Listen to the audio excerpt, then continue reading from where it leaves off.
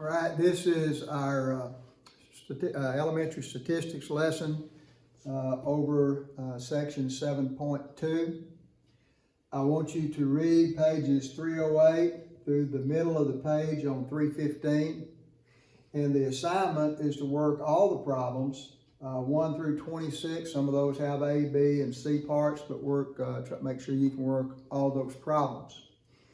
I think I'm going to try this. I'm not going to have this in 3 parts like the first lesson we had. I think I'm going to go ahead and teach it all in one lesson, and then we'll have 2 days that the rest of that day, and then the next day to answer any questions that you may have. Now, I'd like for you to, in your book now, and you're going to read all this, but I want you to turn to page 311 and look at example 7.15. Now, the reason that I'm asking you to do that, there are multiple ways that these problems can be worked.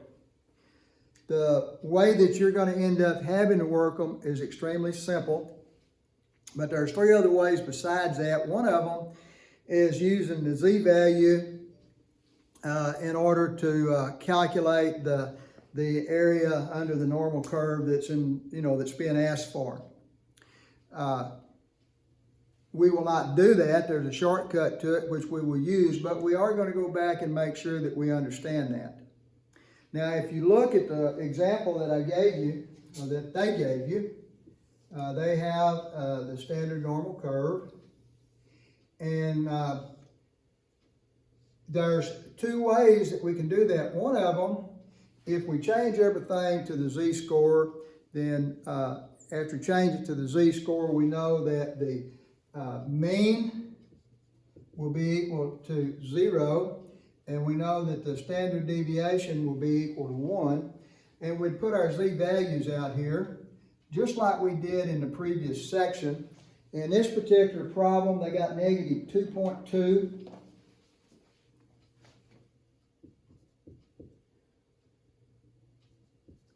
And 2.89. And if we wanted to find the area in there, we know that we would go to second distribution. We would go down to the second one, which is the normal CDF, and we would plug these values in here. The lower value would be this, and the upper value would be that, and have a mean of 0 and a standard deviation of 1. And when we hit enter, it would give us this area in here, and it would be a decimal. Remember, the total area under the curve is 1, and it would give us this part. I don't know, this right here looks almost like a 0.8 something. I don't know, that would just be a guess, but we could check it and see exactly what it is. Now, they tell us that this was actually a 252, and this was actually a 298 of a group of numbers, in which case the mean in that was 272. And so we're going to work these problems on this section just like we would the one on the previous section. On the previous section, we would have had the z-value, the z-score, and we would have used these. This is the lower, this is the upper, this is the mean, this is the standard deviation. And we'd hit enter a few times, and when we did, it would give us the area in here.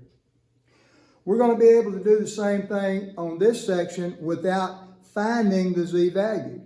We're going to be able to go to second distribution, and we're going to be able to use this as a lower value, this is an upper value, and the mean being 272, and whatever the standard deviation is for the particular problem, we're going to be able to plug that in, and when we do, it's going to give us the exact same answer as if we had to calculate z first.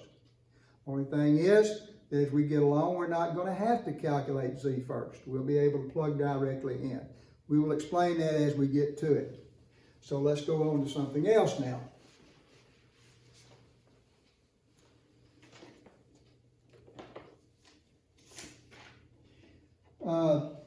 Let's look at problem number 1. And problem number 1, they tell me that the mean, that's number 1 is on page 310. They tell me that the mean is equal to 15, the standard deviation is equal to 4, and it says find the z-score for x equal to 11. Now, we worked these problems like this on chapter 3, and we also referred back to this some on the first section of chapter 7. And we know that z is equal to the score, which in this case, well, I'll write this down first, minus the mean over the standard deviation. We know that means the number of standard deviations, the number is away from the mean, or away from 0. In this particular case, we've got x is 11, minus the mean, which is 15, over the standard deviation, which is 4. 11 minus 15 is negative 4. Negative 4 divided by 4 is a negative 1. We have a standard deviation of negative 1, which would be somewhere along about here, z equal to negative 1. And of course, we know that in this particular case, we got mean is, the mean is equal to 0, and the standard deviation is equal to 1 at this particular place. And if they want us to find this area over here, we'd do it just like we did in the previous section. We would go to second distribution. We would plug in the lower number, which would be an extremely negative number, like a negative 1,000 or more. And then we would plug in the upper value as negative 1. 0 is already in there for mean. 1 is already in there for the standard deviation. We hit enter a few times, and it will give us that number right there. And that's what they're talking about on number 1. Actually, that's kind of a review for us. Okay, I want you now to look at number 5.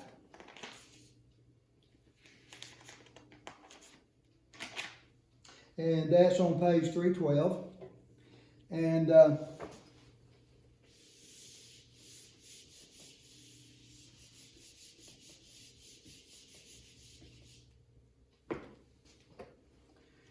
on number 5, they tell me that the mean is 40, the standard deviation is 10, and it says find the probability that a randomly selected value is greater than 53.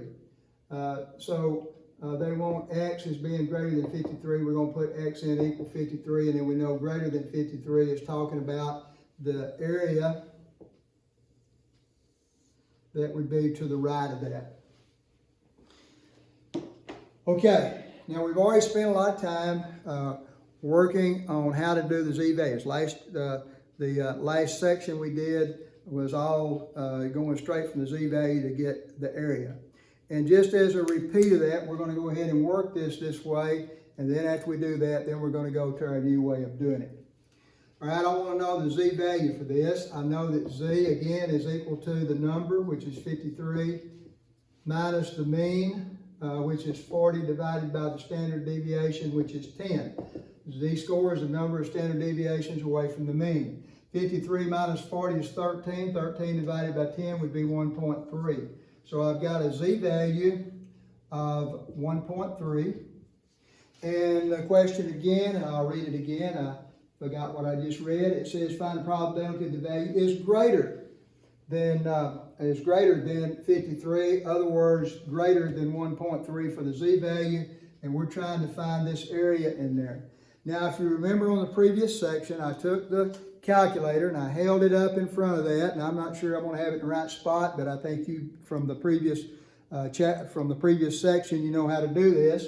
I'm going to go second distribution, and I'm going to come down to number 2. I'm going to hit enter. It says the lower value. Okay, the lower value is 1.3. And then we're going to come down the upper value. Well, this thing goes out to infinity, so I want a great big number. Now remember, when you get out to 3, a z-score of 3, you're already out to 90-some-odd% being in here. So I'm going to pick a number. I'm going to pick 1,000. So everybody plug 1,000 in there. I could have picked something else large. It would have been just fine. And then we already got my mean is 0, my standard deviation is 1, so I'm going to hit enter a few times. And when I do, I see that I get an answer. I'm going to write it up here because we're going to do it another way in a minute. I've got 0, 9, 6, 8, and a bunch of numbers following that. So I know that being greater than 53, working it from the z-score, is going to end up giving me this area. This is the total area under the curve, if you remember, is 1. This part of that is 0.968, actually 9.68% of the curve is over there. Okay, now then we're going to take the same problem and we're going to work it a new way, which is actually going to be easier than the way we're doing it now. And this time, they tell me that the mean is 40. So the mean right in the middle of the thing is equal to 40. The standard deviation of all of this thing is 10. And I've got x is equal to 53. But again, we want to know the probability that's greater than that. Now, if we work this thing right, we better get the same number as we had a while ago. So this time, forget what we did a while ago. We're just going to do this right here. So I'm going to go again to second distribution. I'm going to go down to number 2, same thing we used before. I'm going to hit enter. This time it says lower. Well, we're not worrying about z's this time, not even talking about z-scores or z-values. We see that the lower number is going to be 53. So we plug in 53 for the lower number. The larger number, we want a large number in there. Way out here somewhere. So this time, when I plug in 100,000. And when we come on down now, this time the mean is not 0.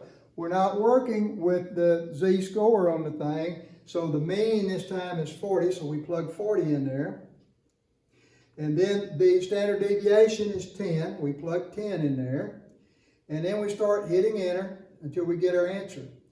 And on my calculator, I see that I got just about the same thing. I've got 0.0968 and a bunch of numbers following.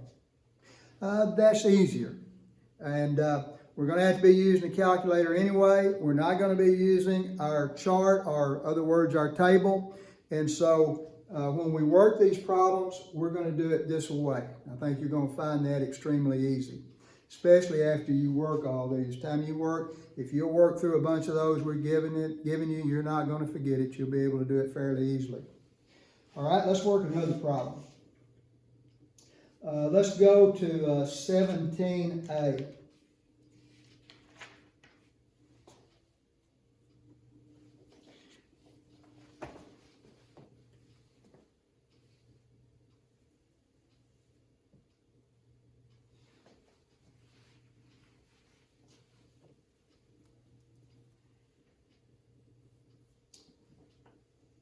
On 17, it says that the mean is 20. In other words, there's my mean of 20. Standard deviation is 4. And it says what proportion of the population is less than 18. So my x is 18. And it wants less than that. So I'm talking about the area in there. So we're going to take our calculator. We're not going to worry about z-values, z-scores. We're just going to head straight to it. And I think you're going to enjoy this lesson. It's probably the easiest one we've had in a while. So again, I go to second distribution. I go down to number 2, normal, CDF. That's the normal curve. I'm going to hit enter. Lower. Lower in this case, we're way out here somewhere. Now, since I've been using my calculator, it hadn't been cleared. If I had 7.2, my calculator, it'd have me a real small number in scientific notation. So I'm going to pick a number way out there. Let's go negative 50.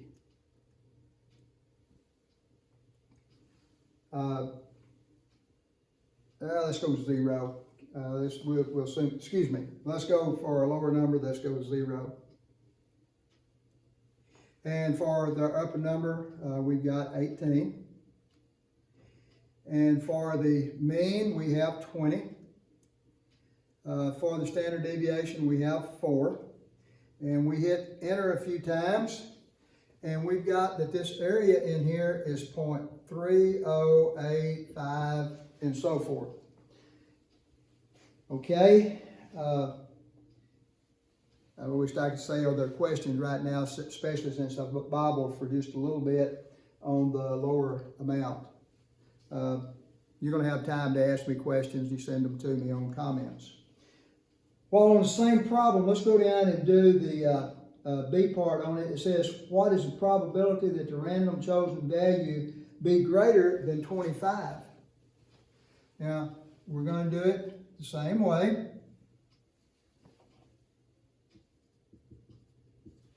Only this time our x is 25. And we're looking for greater than 25. So here's my x out here, x equal to 25. So we're going to go to second distribution. We're going to go down to number 2, normal CDF. The lower value this time, since we're talking about greater than 25, the lower value is 25. Upper value, we're going to pick us a big number. I'm going to pick 100,000. And our mean is 20. Our standard deviation is 4. So we go through all that. We hit enter. And I see that I get an answer of 0.10564 and so forth. Guys, that's as tough as it gets. Now we're going to work another problem. That's where we're going to have to do inverse norm. But this is it on finding the probability or the area to the left or to the right.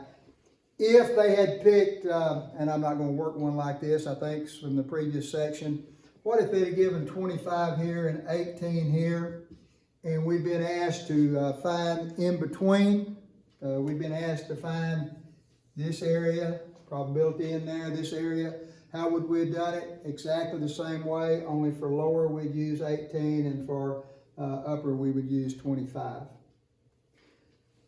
Okay, let's do one more.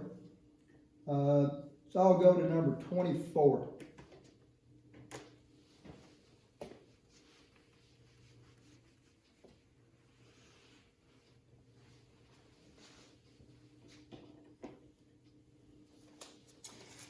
It says a normal population has a mean of 56, has a standard deviation of 8, and it wants to know what is the 85 percentile of the population.